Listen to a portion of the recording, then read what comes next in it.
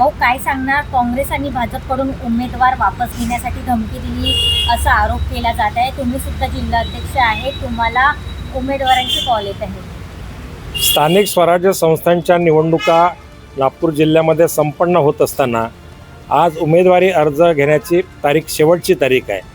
ते करत असताना आम्ही नागपूर जिल्ह्याच्या सर्व नगरपालिका नगरपंचायतीमध्ये काँग्रेस पक्ष आणि भारतीय जनता पक्षाला वगळून तिसरी आघाडी करण्याचा प्रयोग केला आहे. त्यामुळं भारतीय जनता पार्टी आणि काँग्रेस पक्ष अतिशय धास्तावलेला असून त्यामुळे त्यांनी आमच्या पक्षाचे अधिकृत उमेदवारांनी या निवडणुकीच्या रिंगणातून माघार घ्यावी याकरता दबाव तंत्राचा वापर सुरू केल्याच्या अनेक तक्रारी आमच्याकडे येत आहेत. अनेक उमेदवारांनी आम्हाला फोन करून सांगितलं आहे की तुम्ही जर उमेदवारी अर्ज मागे घेतले नाहीत तर त्याचे गंभीर परिणाम तुम्हाला भोगावे लागतील. कुठेतरी लोकशाहीला काळीमा फासणारी घटना आहे.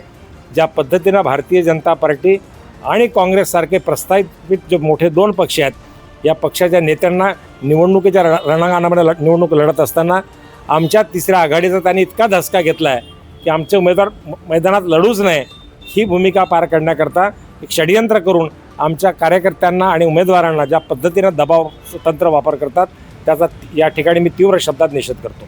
आज उमेदवारी अर्ज घेण्याचा शेवटचा दिवस आहे. नागपुरात युती होणार आहे की इतर पक्षांसोबत? आम्ही सुरुवातीला सांगितलं आम्ही काँग्रेस पक्षासोबत आणि भारतीय जनता पार्टीसोबत आघाडी करण्याचा प्रश्नच नाही. आम्ही आता जिल्ह्यामध्ये काँग्रेस पक्षाला वगळून इतर समविचारी पक्षांना सोबत घेऊन तिसऱ्या आघाडीचा प्रयोग करतो आहे. आणि तुमच्या माहितीकरता म्हणून सांगतो की आमच्या तिसऱ्या आघाडीला अतिशय चांगला प्रतिसाद मिळतो आहे.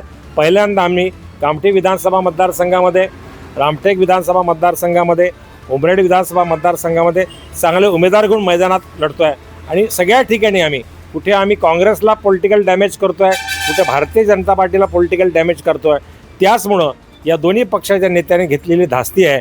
त्यामुळे आमच्या उमेदवारावरती दबाव तंत्राचा वापर केला जातो असं आमच्या लक्षात आलं आहे.